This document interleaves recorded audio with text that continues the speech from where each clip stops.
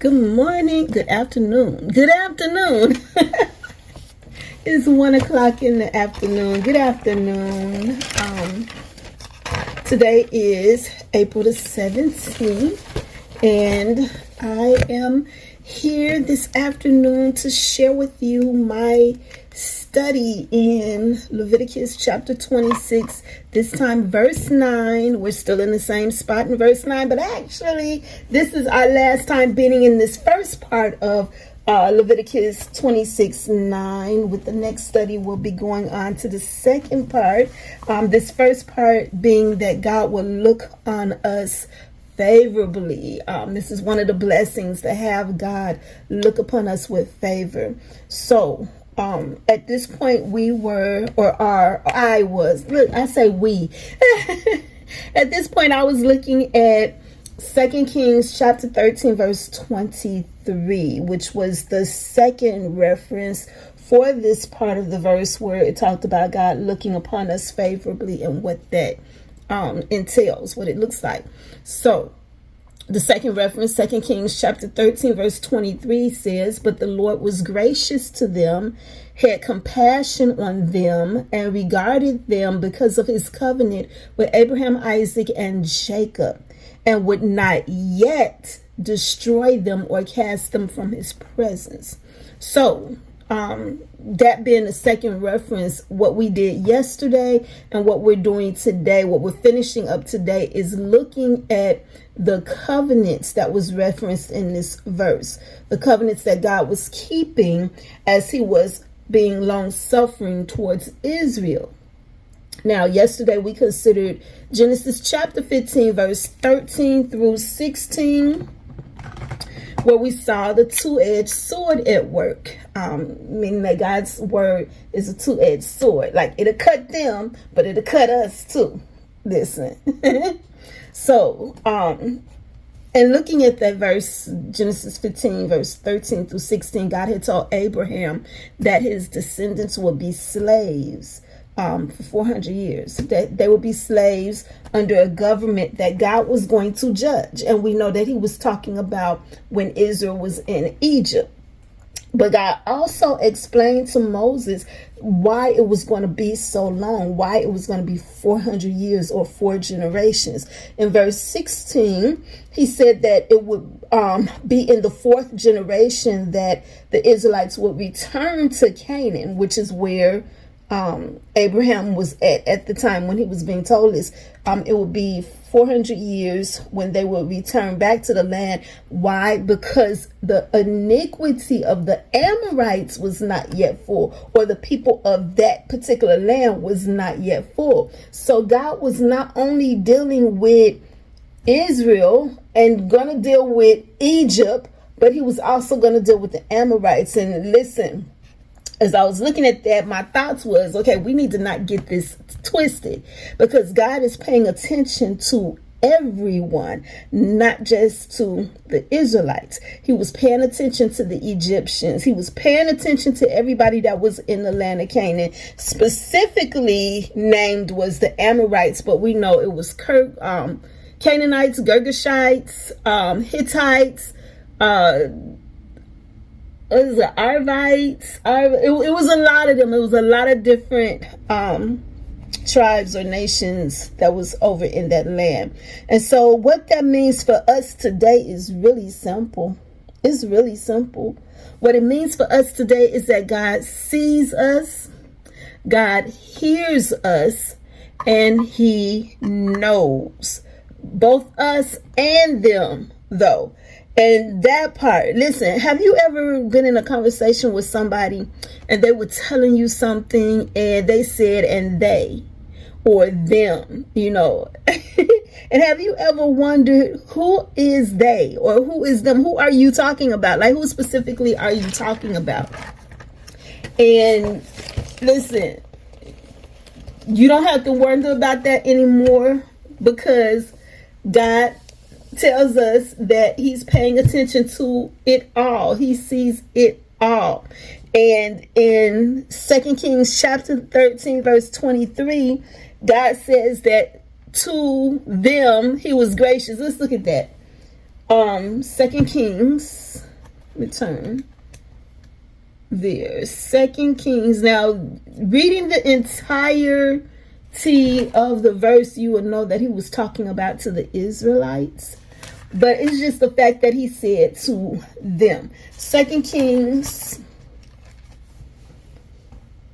13:23, it says, but the Lord was gracious to them and had compassion on them and regarded them because of his covenant with Abraham, Isaac, and Jacob. He would not destroy them or cast them from his sight. But if you look at that covenant, which we're going to do that, we're going to look over at that covenant in a second. I don't want to jump ahead of myself, because one of the things I want to take note of too is that in God's being gracious to them, he was being merciful. That's what gracious means. It means merciful. And the fact that God waited and did not immediately destroy them, that was mercy. And like I said, though in 2 Kings chapter 13 verse 23 he was talking about Israel, it didn't matter who them was. So that's why I want to take y'all at this point, and let's go look over at Exodus. Not Exodus, Genesis. I put Exodus down here, but I should have had Genesis. Let me fix that. I thought I had did it earlier, but I didn't see where I did it. But I see it now. So in Genesis chapter 15, verse 16.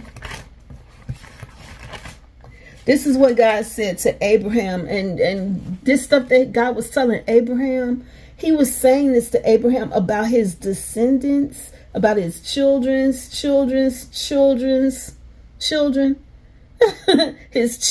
which would have been Isaac's children, which would have been Jacob, children, which would have been the 12 children, their children. He said he was giving Abraham foreknowledge about all that was going to happen before any children existed. This is what he says, though, in verse 16. It says, but in the 4th generation they shall return here, for the iniquity of the Amorites is not yet complete. So he was telling Abraham about Egypt. The them that we read of in verse 16 was the Amorites, who was given more than 400 years, to be honest, because they, or that territory, them in that territory, I don't remember who all was in that territory. We know it was Canaanites, though, and we know it was like a lot of different ones of them, but they were given more than 400 years. Egypt also given more than 400 years. We know that Egypt was in existence at the time that Abraham lived. And we know that because Sarah's handmaiden, Hagar, was the Egyptian. So,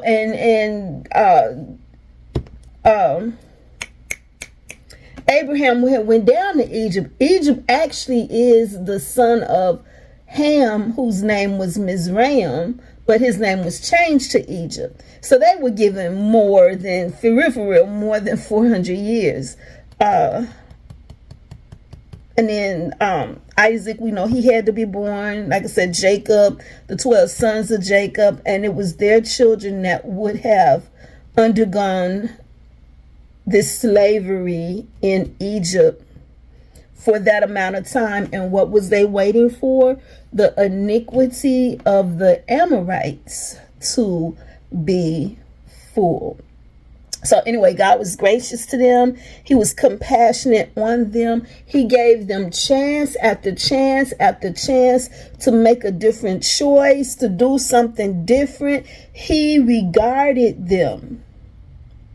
And I mention that because not only because the scripture says it in 2 Kings chapter 13, verse 23, but also because we have this misconception today that God only dealt with the Israelites, and that's not true. And I can prove it. I could prove it. Number one, in order to be an Israelite, you had to be of the lineage of Jacob, whose name was changed to Israel. The Israelites identified the 12 sons of Jacob and their children. They're called Israelites. Therefore, Isaac was not an Israelite. Abraham, not an Israelite. Shem, not an Israelite. Noah was not an Israelite, and yet God favored them. Job also is someone who was not an Israelite, and I mention him because he was said to be from the land of Uz. And I did the research. Uz is a descendant of Abraham's brother Nahor by Milcah, who is Sarah's sister. You would have to look at the video that I did about the kinsman redeemer to catch like all of that. But yeah, so Job was a relative. He was a cousin because of both Sarah and Abraham. By the way, yesterday I had mentioned in the video yesterday, I think I mentioned the Syrians. And I think I had said that they were no relation to the Israelites. And if I did, that was incorrect. They are actually cousins of the Israelites. The Syrians are the children of Nahor, like Laban. Laban was a Syrian. How about this? The children of Jacob, 11 of those boys were born in Syria, which makes them Syrians. Their mama was a Syrian. Their mamas, I should say, Leah and Rachel, their daddy was Laban the Syrian. How about their grandmama, Rebecca, was a Syrian. She was the sister of Laban. So yeah, they are cousins, direct and indirect. Because how about this? Nahor, who is Laban's daddy, is the brother of Abraham. So yeah, indirectly, the Syrians are related to Israel. Back to Job, though. He was not an Israelite. And what God said about Job was that, number one, he was his servant. He was not an Israelite. God said about Job that there was no one like him on the earth. Catch this now. He called the entire planet. Our planet is called Earth. No one was like Job, who was a Syrian. No one was like Job on the planet. He did not say the continent. He did not say the country. There's 7 continents on this planet.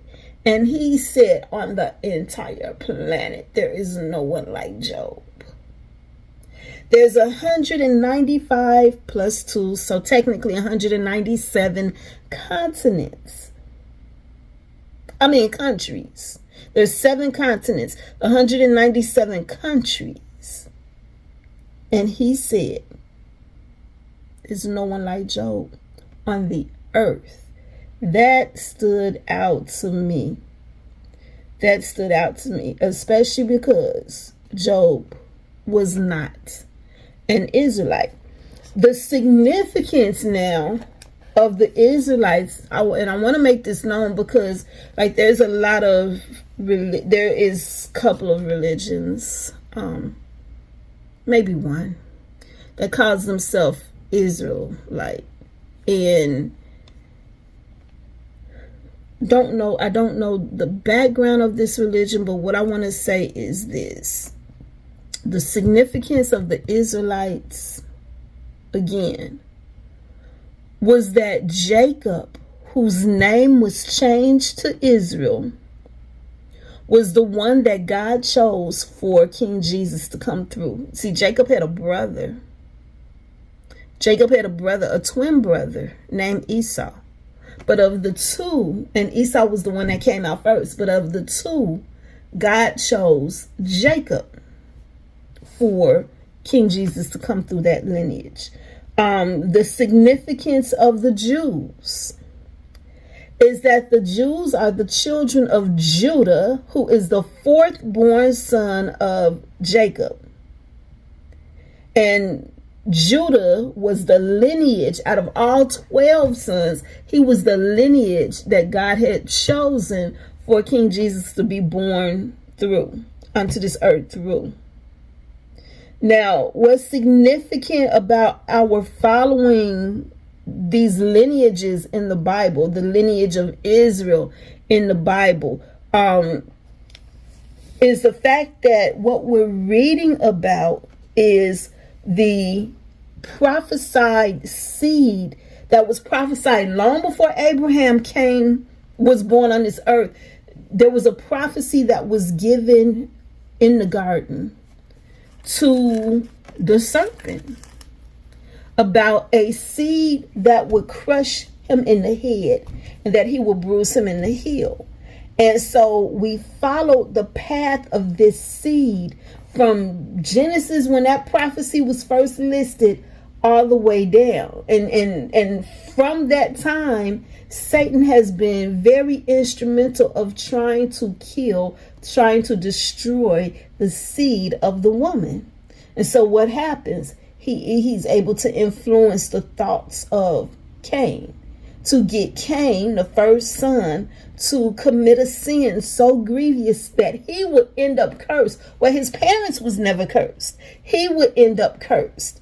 And not only was he cursed, but he killed his brother. By the way, that was his twin brother. Just so you know, Cain and Abel were twins, and Cain was the oldest of the two, but he killed Abel. And yeah. So the enemy was the serpent. The original serpent was real active trying to destroy the seed of the woman. And we're looking at the path, and we're looking at everything that happened. We looked at how one of the things the serpent tried to do to destroy the seed of the woman was he was able to convince some of the other angels to come down and mate with women. And that caused God to feel like, you know what, I'm just going to destroy them all but Noah. And so Noah now and his lineage is protected, and while everybody else is destroyed. And so now Noah has 3 sons, Ham, Shem, and Japheth. I said I'm out of order. As a matter of fact, I said the baby boy first. Ham is the baby of the bunch. Japheth is the oldest, and Shem is the middle. But then what we see in reading God's word is that God chooses the lineage of Shem. We see how Canaan, the youngest one, got cursed, or Ham, the youngest one, got cursed. Well, he didn't get cursed. His son Canaan was cursed.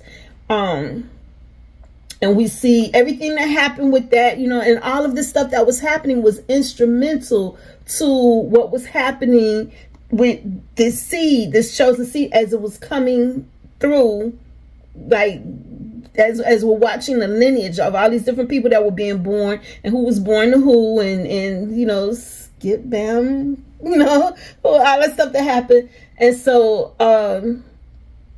as we're looking at all of that, and we're watching this seed pass through until it's time for this seed to be revealed, what we're also seeing is their interactions with everybody. And so the people that we read about in the Bible who were not Israelites, we read about them as far as what their time frame and their lineage and how it interacted with this particular lineage that we're following. And as long as it was an interaction, we read about it. But if there was no interaction, we didn't see anything about that. Because we're following the lineage of King Jesus. Which is why after a while, like you're reading about the Israelites, but then after a while, there's a whole bunch, 10 tribes that you don't no longer hear about. And there's only 2. And the 2 tribes that you hear about, you continue to hear about, is because both of the 2 tribes were known as Judah together, which was Benjamin and Judah. But the Jews, really, for real, the children of Judah are like all of them are called Jews. The 2 tribes, all of the 2 tribes. But what would you call them? The Judahites? You had a Benjamites. For instance, and I know all of them was called Jews because of the fact that the Apostle Paul, who was a Benjamite, was also a Jew, like because they were together known as the tribe of Judah. Anywho, so what I wrote in my notes is that the Bible itself, what we're reading about when we're reading in the Bible, is that it traces the lineage of King Jesus, and somehow we have made this all about Israel or all about the Jews, when the truth of the matter is that it should really be all about King Jesus. At the end of the day, it should be all about King Jesus, who came to pay the debts for everyone and not just one certain group or nationality. I want you to consider this thought. The Israelites, right? They were called the firstborn.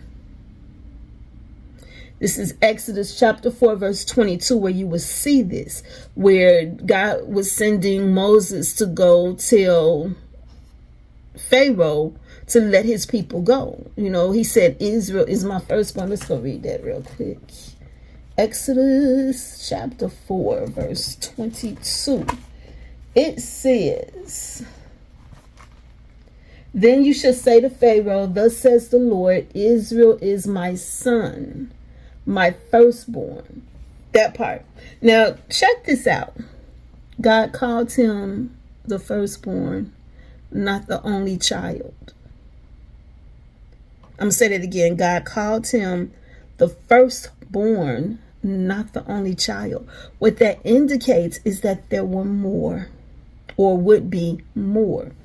Ask any mother that has had only one child, or a mother that has had several children.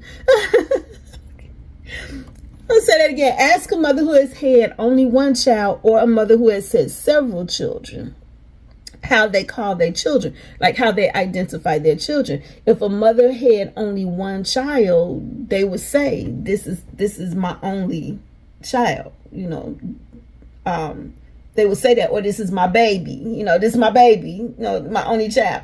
Baby can actually be confusing, because that'll make you think, oh, do you have brothers and sisters? No, this is the only one. So they clearly identify that there's only one child. But for where there are multiple children, they will make statements like, this is my firstborn, this is the secondborn, this is the middle child, this is the baby of the children, so God was saying about Israel. I'm gonna turn this fan on. I hope it don't be too loud. It's getting hot in here for me. I hope that don't be too loud. I apologize for the noise, but it's literally getting hot in here to me.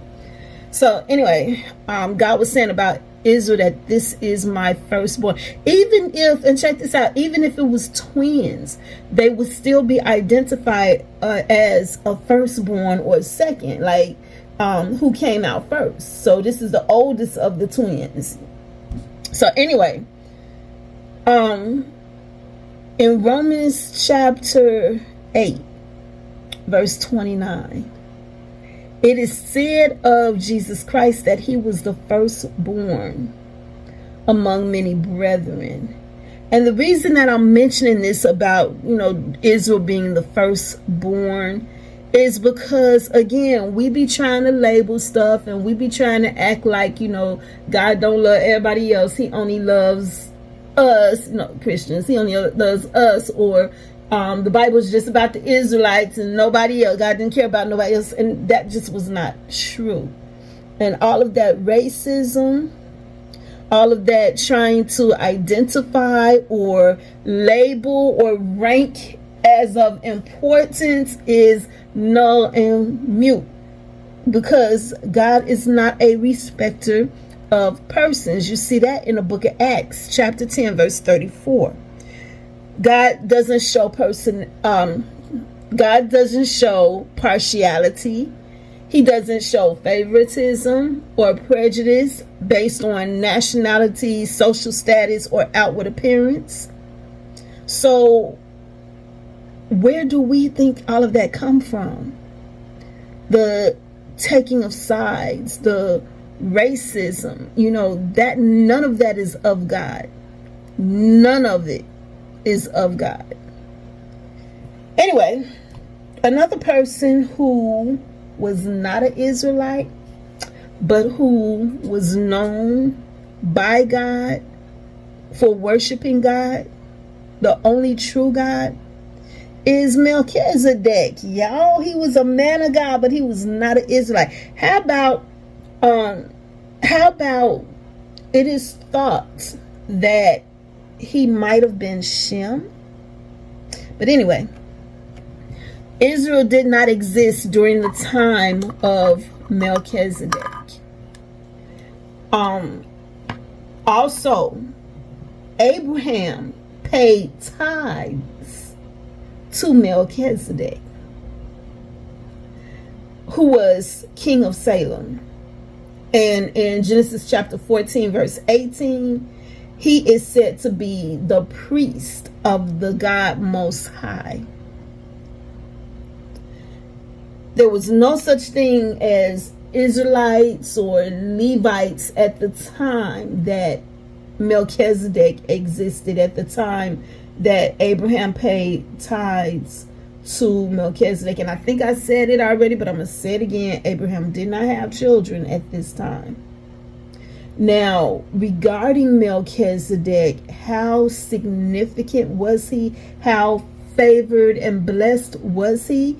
Well, in the book of Hebrews, I think it's chapter 7, that King Jesus is said to be a high priest. King Jesus, king is government, is said to be a high priest. That's religion now. He's said to be a high priest in the order of, or in the likeness of, Melchizedek. And so I mention that too, because people like to say that politics and religion does not mix. And that's not true, because King Jesus is both king and high priest in the order of Melchizedek, who was also king of Salem and priest of the Most High God. So again, I shared these things because we like to label stuff, and we forget, especially when it comes to people, we like to label, and we forget that as we talk about us and them, that God's grace and compassion was toward all. So the second reference concerning the covenant that Abraham, Isaac, and Jacob was given by God is found in Genesis chapter 46, verse 4. And there in that verse, God was speaking to he was speaking to Jacob. And it was at the time when Jacob was like getting ready to go down to Egypt, because he had just found out that his son Joseph was still alive. But then he paused for a second and he stopped and he prayed about it, like, am I supposed to go? And God told him to go down. He said, I will go with you down to Egypt. He says, I will also surely bring you up again. And he said, Joseph will put his hands on your eyes. This covenant promise, when I read that, it reminded me of what Jacob was told at the time when he was running away from his home to get away from his brother Esau, who wanted to kill him. And he went to his mother's brother Laban, who was in Syria. He went there, but on the way there, he stopped off to rest in a territory called Bethel. And while he was there, he had this dream of a ladder that reached into heaven. And at the top of the ladder was God. And so what God said to him, this will be Genesis chapter 28, verse 15. And what God said to him in that verse, when I first studied it, it blessed me immensely. It blessed me. It stood out then and it stands out now, because God said to Jacob, he said, first of all, he said, behold. He said, tell him now, pay attention to this now. Now listen carefully. Behold, I want you to see this. He says, I am with you, and wherever you go, he says, I am with you and will keep you wherever you go. I am with you and will keep you wherever you go. He says, and I'll bring you back to this land, for I will not leave you until I have done what I've spoken to you. So Genesis chapter 46, verse 4, God was repeating this promise to Jacob. Go to Egypt. You can go down there because I am with you. Wherever you go, I will keep you. That part. And Jacob would have known this to be true because he had already experienced in the fact that he left his country, he left Canaan and went to Syria. And he stayed there for a while, had children, got married, had children, and when it was time for him to come back, God literally told him, it's time to leave, like go. And so, just something that dawned on me too. The sons of Israel are the actual children, the descendants of Israel's 12 sons. These 12 sons, though, were called Israelites because they were the children of Jacob, whose name was changed to Israel. Normally, we are identified by the country we live in or was born in. These 12 sons, therefore, would have been known as Syrians because they were born under the roof, under the covering of Laban. Their mamas were Syrians. They were born under the covenant of, or covering of, Laban. So they would have been Israelites because of being Israel's children.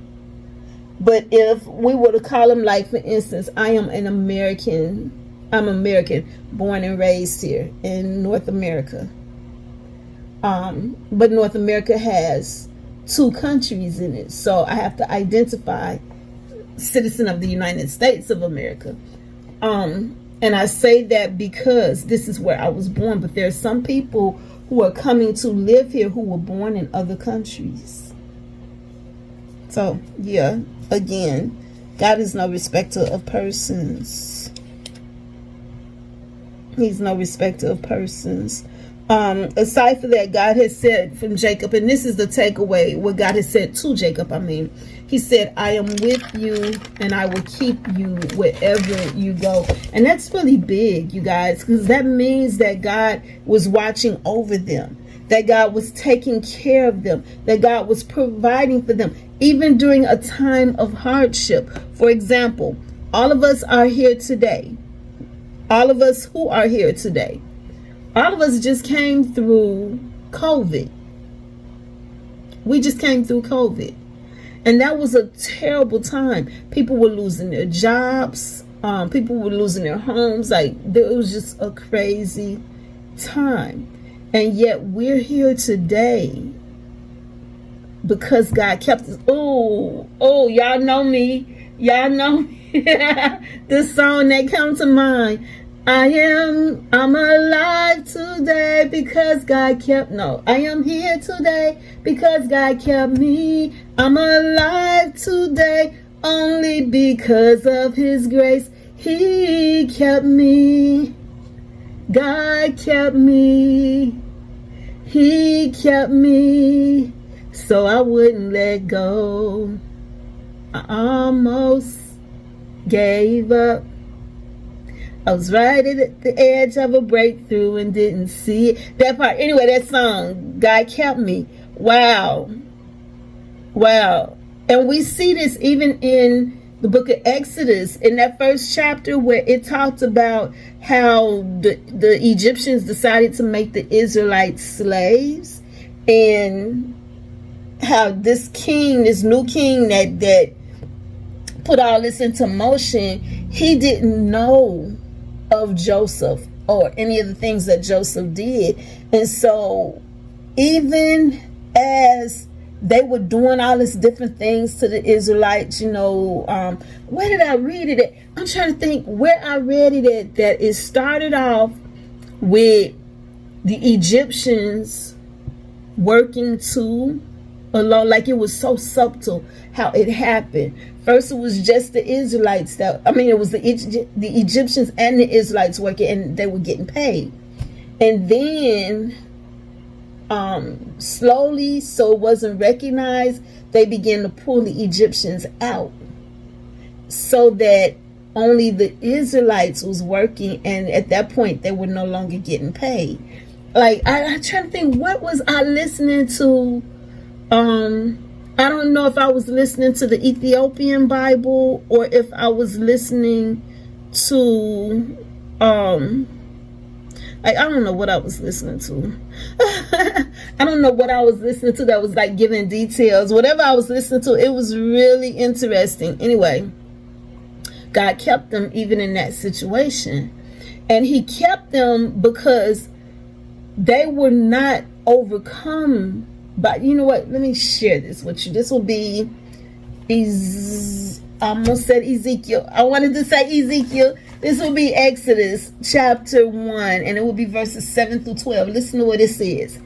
It says, now I'm going to start at verse 6.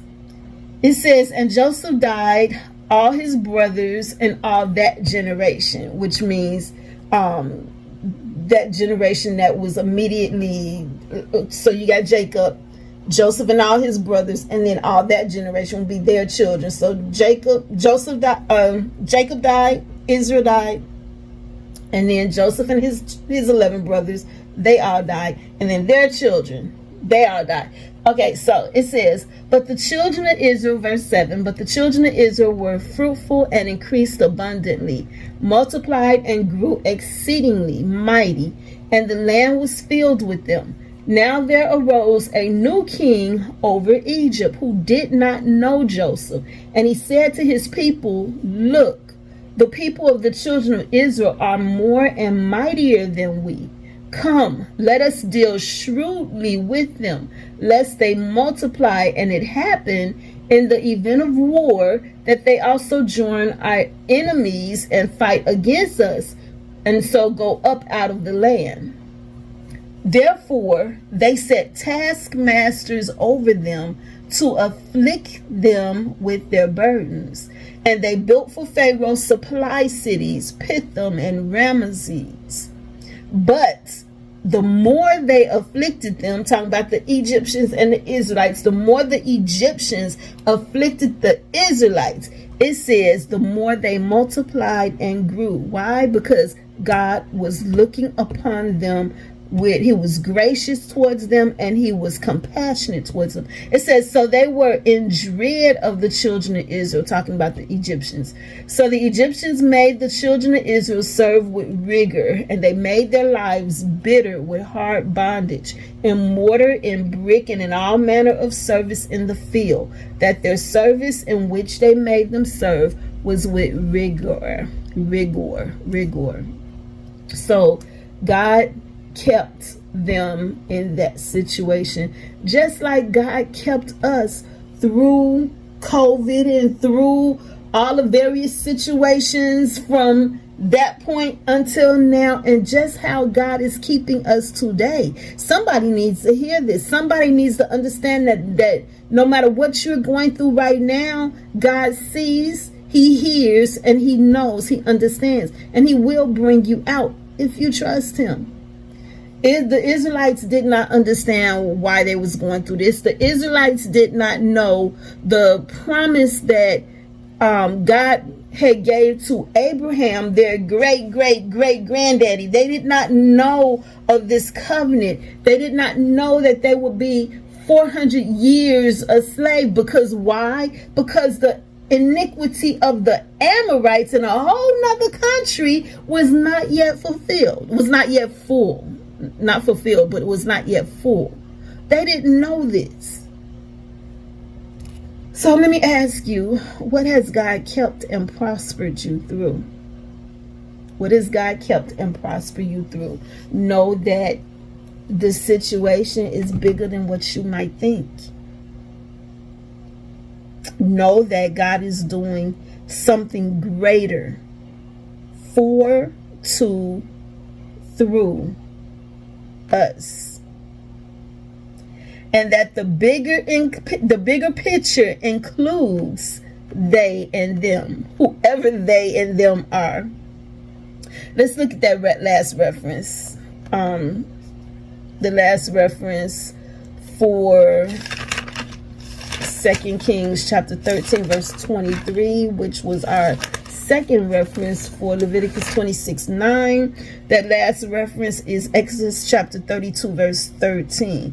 And I want to take note of this and mention it now because of the fact that this was a prayer request that Moses prayed to God after the Israelites had messed up so bad when they made that idol worship. They wanted to, or when they broke that covenant with God, they was like, they was feeling some type of way. They were saying that Moses was gone, although they could see the smoke still on the mountain where Moses was at. They were saying that he was gone, and they was like, this is your God who brought you out of Egypt. And they angered God because they had just said to God that they would obey the covenants, the 10 commandments that God had gave them. The first 3 being that you should worship no other God, have no other God before me. You should make no idols and not take his name in vain. And they just broke all of that. And so God wanted to kill them, completely destroy them, and start over with Moses. And so Moses prayed and requested that God, in his prayer, he said, remember. He said to God, remember Abraham, Isaac, and Israel, which was Jacob's new name. He said, remember Abraham, Isaac, and Israel, your servants, to whom you swore by your own self and said to them, I will multiply your descendants as the stars of heaven, and all this land that I have spoken of I give to your descendants, that they shall inherit it forever. Verse 14 says, so the Lord relented from the harm which he said he would do to his people. So the Lord relented. Listen. We need to keep in mind Isaiah 64:6. Which lets us know that our salvation is like filthy rags. Like we don't deserve any of this, but God is gracious towards us. We are them. We are them. They is us. God is gracious towards us all. To all of us. He's gracious towards all of us.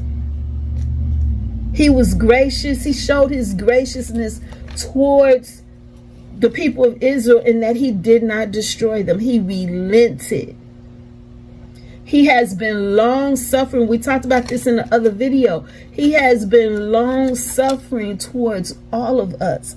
But his patience does run out. There is a set day and time. Just like there was a set day and time that was given to Abraham when God told Abraham, he said, for 400 years. These Israelites did not know this. So they living their lives, going about their everyday lives. But when that time came for them to be delivered, So Leviticus 26:9, which was the focus verse for this particular study, about where God said, "For I will look upon you favorably." That is a blessing. To have God look upon us is a huge blessing. It is a gift from the Lord, a gift that we need not take for granted. Going back over to Leviticus chapter 26 verse 9, the next part says, it says, "For I will look upon you favorably and make you fruitful, multiply you, and confirm my covenant with you." And so that's the part that we'll be looking at next with the next study, where he says, "I will make you fruitful, multiply you, and confirm my covenant with you." I'm kind of wondering, because I haven't looked at it yet, but I'm kind of wondering if not Exodus 32, Exodus chapter 1 verse 7 through 12. I'm kind of wondering if that verse is going to come up again, because it was in that verse that we saw that in the hardship and the trials that the Israelites was going through, God was blessing them. He was multiplying them and making them fruitful. So I'm wondering if that's going to come up, if that's going to come up with this next study. The next time that we come together, we'll still be in Leviticus chapter 26, verse 9. We'll just be doing the latter half. The latter half. The latter half where it says, "And make you fruitful. I will look upon you favorably and make you fruitful, multiply you, and confirm my covenant with you." That part. And confirm my covenant with you. So this was my study for today. My something old, something new study. Leviticus chapter 26, verse 9. We're looking at the blessings. This particular study, something old, something new, will go up to verse 13. Verse 13 is the last verse. So we got 3 more verses to go. We're almost there. Wow. And I think I started doing this study last year. So anyway, thank you for watching. I hope this blessed you.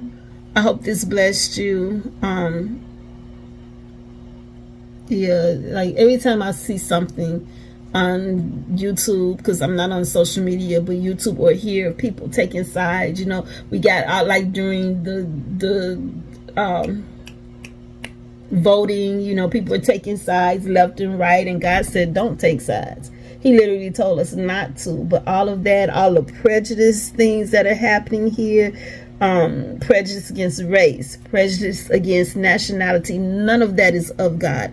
All of that was a diabolical move by the enemy of our Lord to destroy us, to get us out of alignment with God. And alignment is the very first blessing. Alignment. That's the first thing that you want to pick up. So yeah, but anyway, Satan is losing. He's losing. I think I did this short this morning. I think I did it this morning, where I said, having woken up, that the enemy was like cursing because I woke up again. I want to clearly, every single day, I want to clearly make it, I just want to make it clear, like the enemy is losing. He's losing. He is losing. He is losing. To God be the glory. God's name be sanctified. Just like King Jesus said in that prayer in Matthew chapter 6, where he says, "Hallowed be thy name. Thy kingdom come, thy will be done on earth as it is in heaven." Like, Satan is losing. He is losing. And all his tactics are being exposed. And one of those tactics was to cause us to fight one another, even though God's word tells us that our warfare is not against flesh and blood. My battle is not with you. Your battle is not with me. All this separating that people are doing, separating over religion, separating over skin color, separating over nationality, all this stuff, this is all demonically inspired. It was diabolic. It's a diabolic move of the enemy to keep us unfocused, you know. Yeah, but he's losing.